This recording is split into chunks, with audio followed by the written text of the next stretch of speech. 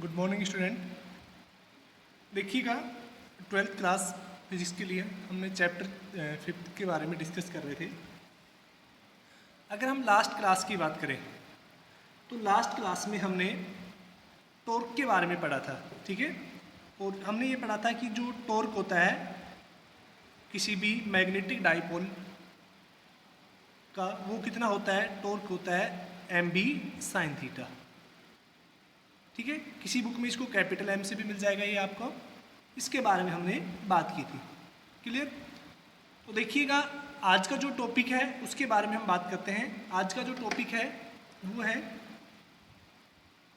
Potential energy of magnetic dipole in uniform magnetic field. यानी एक uniform magnetic field के अंदर किसी मैग्नेटिक डाइपोल का जो पोटेंशियल एनर्जी है वो कैसे कंसिडर की जाती है उसके बारे में बात करेंगे, ठीक है। अब देखिएगा, सिंस मैं सीधा डायरेक्शन लिख रहा हूँ, इसमें कुछ समझाने का तो है नहीं क्योंकि आपने टॉर्क का एक्सप्रेशन पढ़ चुके हैं, ठीक है। Let us consider a dipole placed in uniform magnetic field, ठीक है। सो टॉर्क अप्लाइड ऑन डाइपोल। यहाँ पर बच्चों हम मैग्नेटिक डाइपोल की बात करें, सेम प्रोसेस ही हम इलेक्ट्रिक डाइपोल में भी स्टडी करते हैं। इस चैप्टर के मैंने पीडीएफ ग्रुप के अंदर अपलोड कर दिए हैं। आपको क्या ध्यान रखना है कि केवल और केवल दो टॉपिक हैं। कौन कौन से? एक टॉपिक है कि किसी भी बार मैग्नेटिक के एक्सिस पर जो मैग्नेटिक फील्ड है वो फाइंड आउट करना है, और दूसरा बार मैग्नेट के इक्वेटोरियल पर जो मैग्नेटिक फील्ड है वो फाइंड आउट करना है। इन दोनों टॉपिक को आपको रिमूव करने हैं, ठीक है। मैं वैसे डाल दूंगा वहाँ पर नोटिस में। तो देखिएगा, आपको पता है कि जो टॉर्क अप्लाइड किया जाता है डाइपोल पर वो कितना है, that is mb sin theta. इसके बारे में हम पढ़ चुके हैं। Clear? If this dipole rotate by angle, small angle d theta, if this dipole rotate by small angle d theta, then small work done, that will be dw equal to क्या हो जाएगा, तो डी थीटा। क्लियर? या फिर हम इसको कह सकते हैं D W equal to M B sine theta D theta. Clear? यानी उस डाइपोल को अगर हम स्मॉल एंगल डी थीटा से रोटेट कराते हैं तो किया गया वर्क कितना होगा, आपको पता है वर्क क्या होता है, रोटेशन मोशन के अंदर होता है टॉर्क इनटू एंगुलर डिस्प्लेसमेंट, ठीक है। लीनियर मोशन में क्या होता है, work equal to force into displacement, ठीक है। तो यहां से देखिएगा बच्चों, if dipole rotate from θ1 to θ2, then work will be W equal to θ1 से θ2 कितना हो जाएगा, तो डी थीटा, यानी हम इसको कितना लिख सकते हैं, W इक्वल टू θ1 से θ2 mb साइन थीटा, ठीक है। तो अब देखिएगा, W इक्वल टू कितना हो जाएगा, हम इसका इंटीग्रेशन कर लेते हैं, एम बी तो कांस्टेंट है, साइन थीटा डी थीटा, कहाँ से, थीटा 1 से लेके और थीटा 2 तक, या फिर W इक्वल टू कितना हो गया, एम बी साइन थीटा का डिफ्रेंसिएशन कितना, इंटीग्रेशन कितना होता है, negative of cos theta, theta 1 से लेके थीटा 2। अब देखिए बच्चों, हम माइनस को बाहर ले लेते हैं, क्लियर, नेगेटिव साइन को हम बाहर लेंगे तो यहाँ से W कितना हो जाएगा, माइनस एम बी, और यहाँ पर देखिएगा upper limit minus lower limit, ये क्या हो गया, उस डाइपोल को थीटा 1 से थीटा 2 में रोटेट कराने पर किया गया वर्क, ठीक है ना। और आपको पता है this work store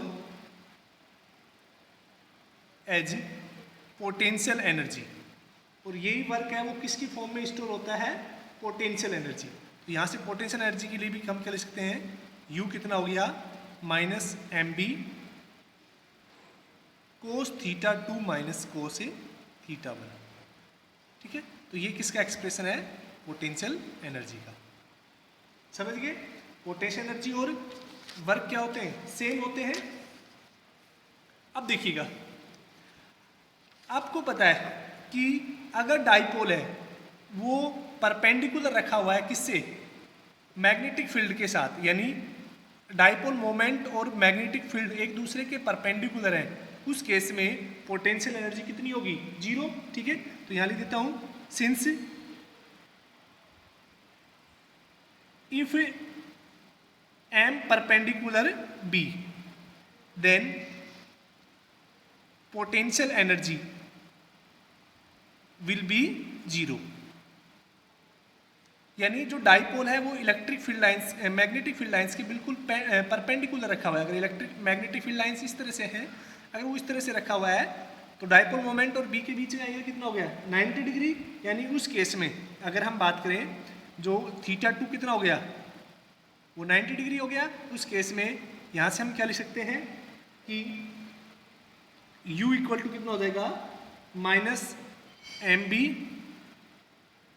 cos theta, sorry theta कितना हो जाएगा 90, ठीक है, थीटा माइनस कोस 90, तो ये कितना हो गया आपको पता है, U बराबर कितना हो गया, माइनस एम बी लिख सकते हैं हम इसको, ठीक है,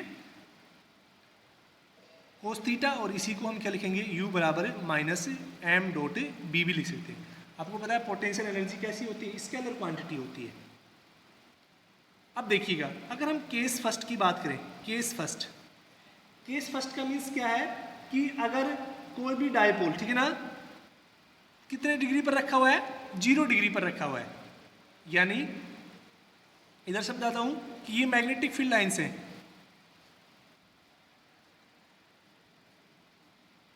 और डाइपोल है वो इस तरह से रखा हुआ है यहाँ पर मैग्नेटिक डाइपोल, और उसका जो एम है वो किस तरह है, इस दिशा में, और बी बी क्या है, ये यहाँ पर जो थीटा है 0 डिग्री, वो किसके बीच में है, बिटवीन एम एंड बी, और एम आपको पता है नॉर्थ पोल से साउथ पोल होता है। उस केस में U कितना हो जाएगा, minus M B cos 0, this implies U कितना हो जाएगा, 0, ठीक है ना। तो उस केस में U कितना हो जाएगा, 0। इसको क्या बोलते हैं, this is known as stable equilibrium. तो स्टेबल इक्विलिब्रियम कब होता है, जब पोटेंशियल एनर्जी है वो क्या होती है, 0 होती है, यानी पोटेंशियल एनर्जी यहाँ पर कैसी होगी, मिनिमम होगी, 0 होगी, उसको हम क्या बोलते हैं, स्टेबल। देखिए यहाँ पर स्टेबल इक्विलिब्रियम का मीन्स क्या है कि इस डाइपोल को हम ऐसे रखेंगे तो ये ना तो ऐसे रोटेट करेगा और ना ही ऐसे रोटेट करेगा, ठीक है ना। तो ये कैसा कहलाता है, अगर आप इसको हल्का सा भी डिस्प्लेस करेंगे ऐसे तो वापस ही अपनी पोजीशन पे आ जाएगा। इसको हम क्या बोलते हैं, स्टेबल इक्विलिब्रियम। क्लियर। अगर हम बात करें कि थीटा इक्वल टू 90 डिग्री, उस केस में हम पढ़ चुके हैं थीटा 90 है, तो आपको पता है U कितना हो जाएगा, माइनस एम बी कोस 90, और उस केस में U कितना हो जाएगा, 0। समझिए। तो U 0 कब होगा कि जब थीटा कितना होता है 0, यानी ऑब्जेक्ट है वो जो डाइपोल है वो बिल्कुल मैग्नेटिक फील्ड के परपेंडिकुलर रखा है। अब बात करते हैं केस थर्ड की। ये हो गया केस सेकंड। तो केस थर्ड में क्या है, अगर थीटा कितना है 180 डिग्री पर रखा हुआ है, यानी जो डाइपोल है वो कैसे रखा हुआ है, एंटी पैरेलल रखा हुआ है किसके, मैग्नेटिक फील्ड के। तो उस केस में u कितना हो जाएगा -mb कोस 180 डिग्री। और आपको पता है u बराबर क्या होता है -mb, और कोस 180 कितना होता है -1, तो u बराबर उस केस में मैक्सिमम होगा और वो कितना हो जाएगा mb के। और दिस इज नोन एज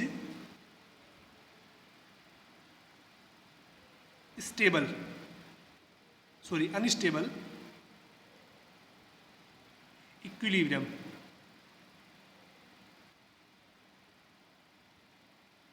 तो अनस्टेबल इक्विलिब्रियम यानी नॉर्थ पोल इधर रखा है, अगर आप इसको हल्का सा भी रोटेट करेंगे तो ये पूरा घूम जाएगा, तो उसको क्या बोलते हैं हम, अनस्टेबल इक्विलिब्रियम। क्लियर।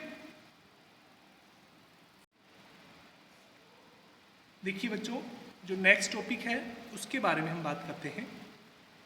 तो नेक्स्ट टॉपिक है करंट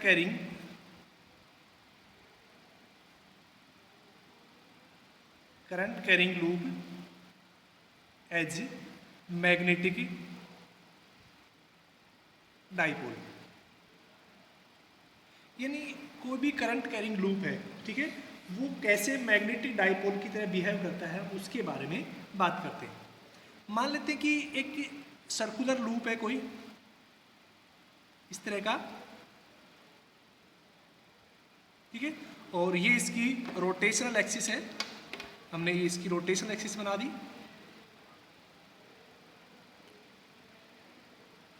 ठीक है। मान लेते हैं कि इस सर्कुलर लूप का एरिया ए है और इसके अंदर जो करंट है वो फ्लो हो रहा है किस तरह से, anti clockwise current flow I हो रहा है, ठीक है। अब देखिएगा, अगर हम इस फेस को बात करते हैं, अपर फेस की बात करें, हम इस लूप के अपर फेस की अगर हम बात करते हैं, तो अपर फेस के अंदर देखिएगा करंट कैसे है, एंटी क्लॉकवाइज है। तो आपको पता है कि ये एंटी क्लॉकवाइज फेस है, ये किसकी तरह बिहेव करेगा, नॉर्थ पोल की तरह बिहेव करेगा। क्लियर। अगर हम डाउनवर्ड से देखते हैं इसको नीचे से, तो इसके अंदर जो करंट है वो क्लॉकवाइज दिखाई देगा आपको, यानी जो डाउनवर्ड का जो फेस है वो किसकी तरह बिहेव करेगा, साउथ पोल की तरह बिहेव करता है। इसका मीन्स क्या हो गया कि ये जो लूप है, सर्कुलर लूप है, इसका अपर फेस नॉर्थ पोल की तरह बिहेव करता है और डाउनवर्ड फेस है वो साउथ पोल की तरह बिहेव करता है। इसका मीन्स क्या हुआ कि ये पूरा लूप है ये as a magnetic dipole behave करता है। क्लियर। तो हम देखिएगा, consider a circular loop of area A having constant current I through it। मान लेते हैं कि इसके अंदर कितना करंट फ्लो हो रहा है, I करंट फ्लो हो रहा है, ठीक है। If direction of a current is anticlockwise, direction of current is anticlockwise, then upper face behave as north pole and lower face behave as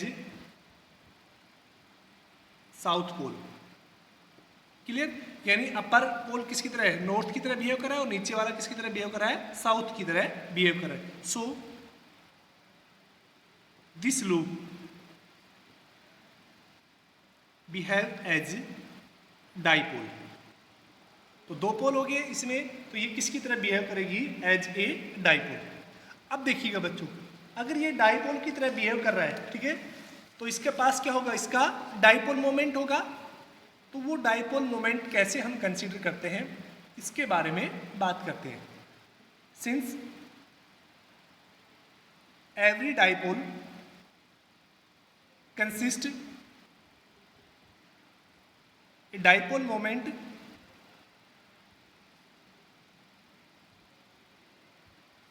m, so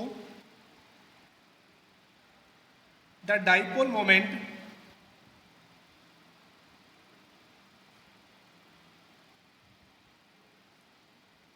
of circular loop, so dipole moment of circular loop depends on following factor.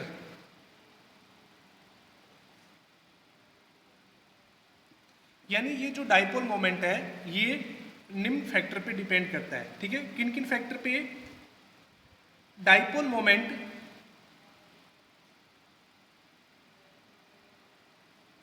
Directly proportional to current, यानी ये जो dipole moment m है वो किसके proportional होगा? उसके loop के अंदर जो करंट फ्लो हो रहा है I, उसके प्रोपोर्शनल होगा। क्लियर? सेकंड है डाइपोल मोमेंट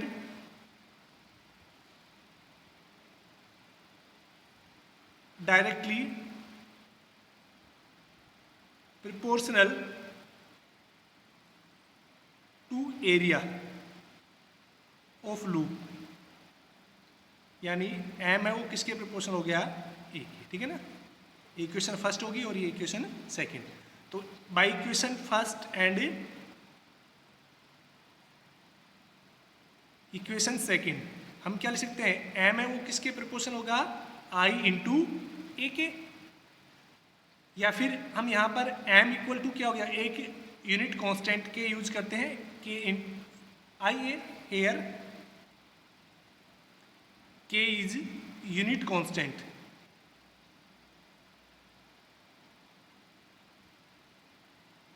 तो के यूनिट कांस्टेंट है, इसकी वैल्यू कितनी होगी? 1। तो यहां से देखिएगा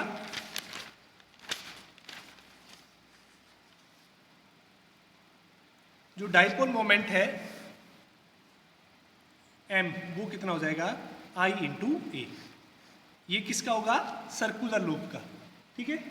अब देखिएगा, if there are n number of turns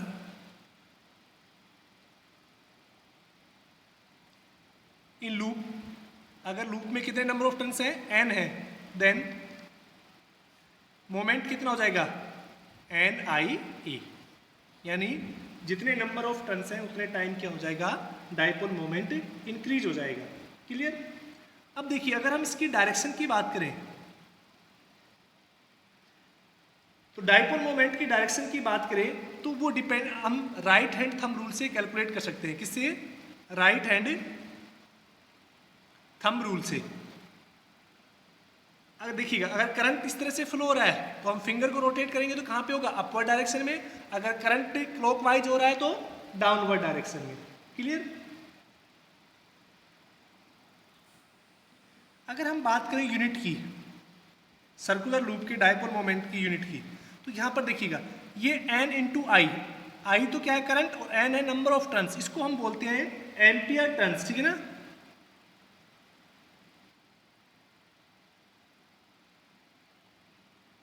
इनको क्या बोलते हैं हम? Ampere turns into metre square. Area की यूनिट क्या होती है? मीटर स्क्वायर, यानी लूप एरिया। तो मीटर स्क्वायर को हम क्या बोल सकते हैं? Loop area.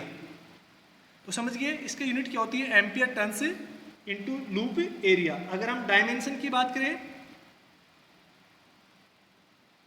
तो देखिएगा n तो नंबर होता है, इसकी तो कोई डायमेंशन नहीं होगी। तो करंट की डायमेंशन क्या होती है? a, और एरिया की क्या होती है? मीटर स्क्वायर, यानी L2। तो ये किसकी डायमेंशन हो गई? Magnetic dipole moment of a circular loop के लिए। तो बच्चों आज के लिए इतना ही। Thank you. नेक्स्ट क्लास में हम इलेक्ट्रॉन के रिवोल्व के बारे में बात करेंगे।